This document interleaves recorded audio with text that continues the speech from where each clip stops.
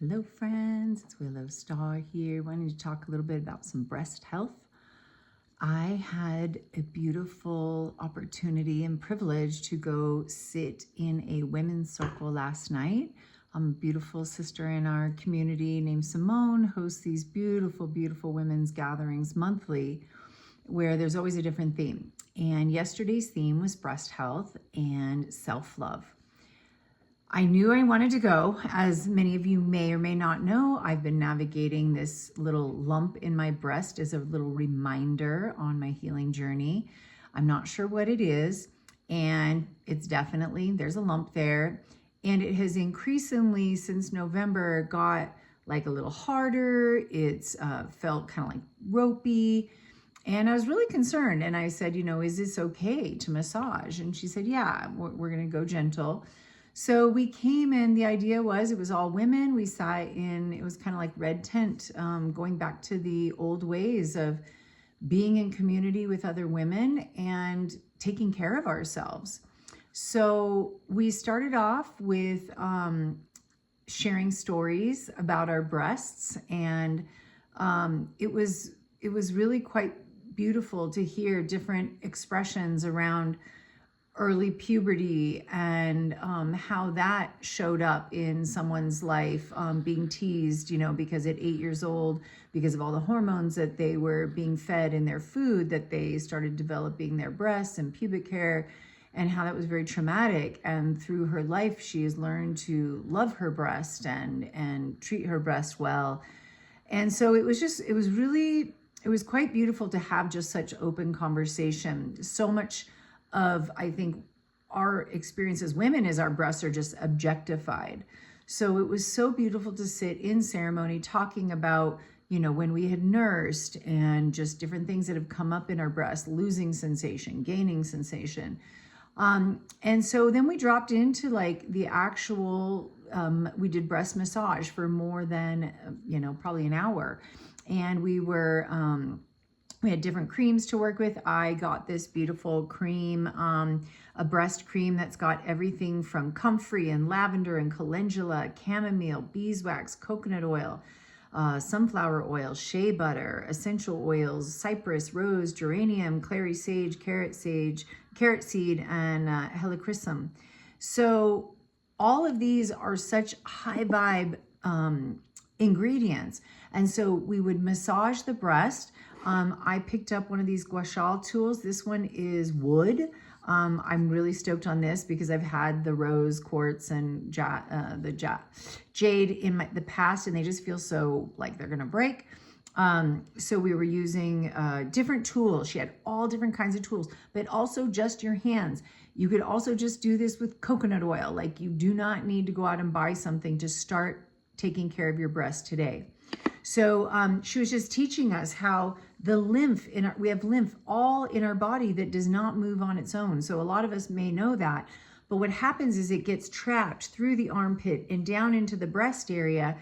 And without us moving it, it doesn't move on its own. So the idea is we were just taking the gua sha tool, bringing it down the arms, bringing it up the breast, bringing it through the chest. We were doing there's some lung points here that we can massage to get things moving, but taking the gua shas, down our necks, up our necks.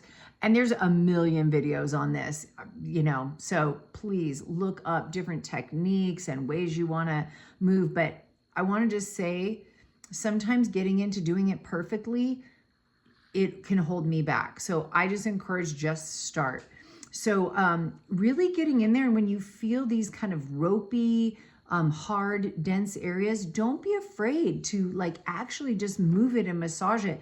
And I was like, is it okay to move this? I have this reminder lump. I don't know what it is. She's like, yeah, just be gentle, listen to your body, feel if it feels too tender, don't touch there, but really just get in there. And so I was just like really moving. Today, I came home and slept with my castor oil pack. I have this thing that I've been sleeping with every night, and I have a tincture that I've been putting on with castor oil, DMSO, some frankincense and my cannabis oil, and I'm putting that on the breast, then putting the hot compress and heat onto it. I sleep like that most nights. I woke up this morning, I would say 70% reduction in the ropey, even more actually, probably like 85-90% reduction in the ropey thick area that was forming near this little lump. Now the lump feels even smaller. So it was quite beautiful. Then we we went into talking about not wearing bras, not wearing underwire, being aware that the underwire, look it up. There's a lot of information, and you're going to look up information that says, nope, underwire is totally safe, totally fine. Do your deeper research. I will say my original cancer tumor directly where my breast lump, where my underwire landed on my bra. I'd been wearing an underwire bra since I was probably 16. And so what happens is that energy stagnates in that space, and now you've got cramping and pushing on that. It's not, if you just think about it, that doesn't make sense. That does not make sense. So getting the underwire out of your bra, you just can snip a little hole, pull it out.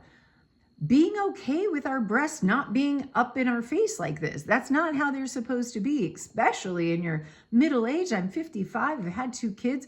My breasts are not supposed to be perky and up in my face. They are in the place that they naturally hang. So there's lots that we can do to, there's lots of ways that we can create a safe space for our breast using cotton camisoles and tank tops and things like that. But being okay with not having your breasts look the way that people in the magazines say that they should look. That's really one of the big things that I've had to get over. I might wear something with a little support to make me just feel cozier, but yeah, there's not a big shape and like I used to be when I was younger. So getting out of underwire and getting out of a bra in general, the less time we're wearing a bra, the more that the energy and everything, the lymph can flow. Also, not sleeping in a bra. I am shocked to hear that women still sleep in their bras. Learn to let your breasts do what they're supposed to be doing naturally. The more we are putting them in something to hold them, the less they are working on their own to do that for themselves. So there's many ways that we can tighten this area. I just personally am never going to use something that's like some breast lift that's like some chemical filled bullshit.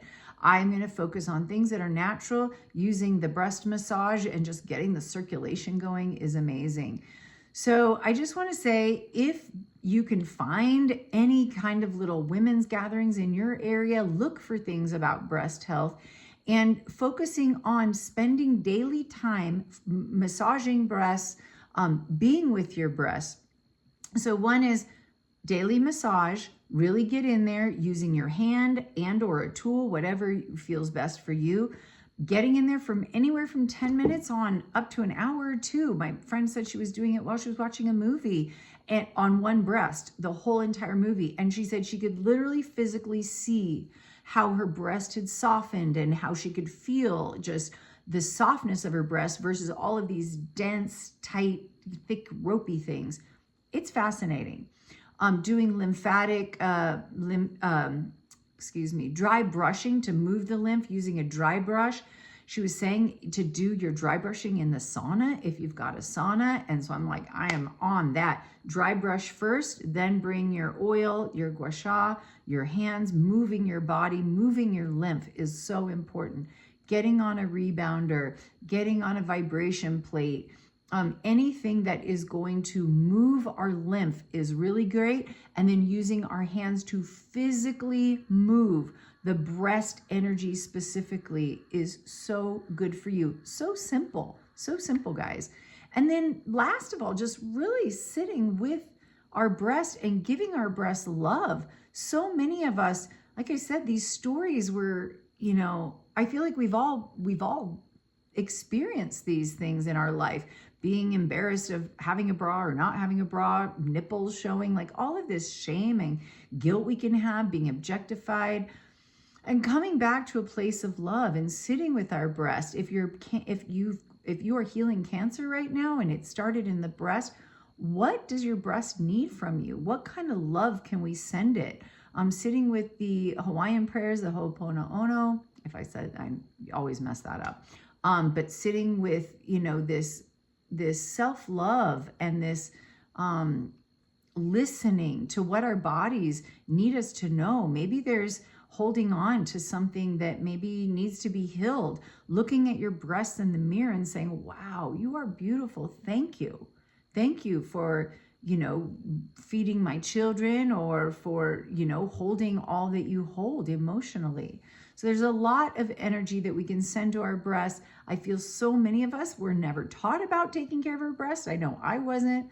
So I hope that this helps and inspires you to look up some techniques on breast massage, look up other breast health. This is just off of my experience last night. I'm committed to doing breast massage as many days as I can, like for sure. So I'd love to hear if any of you guys have any other tips and what you do to take care of your breasts, if this is all new information. But please leave a comment, like, subscribe. It really helps these videos get into the hands of others. But I really believe in preventing any cancers from coming and healing cancers through taking care and getting to know our entire body, not just treating one part of our body, but it's all incorporated. All right, much love, my friends. We'll talk soon.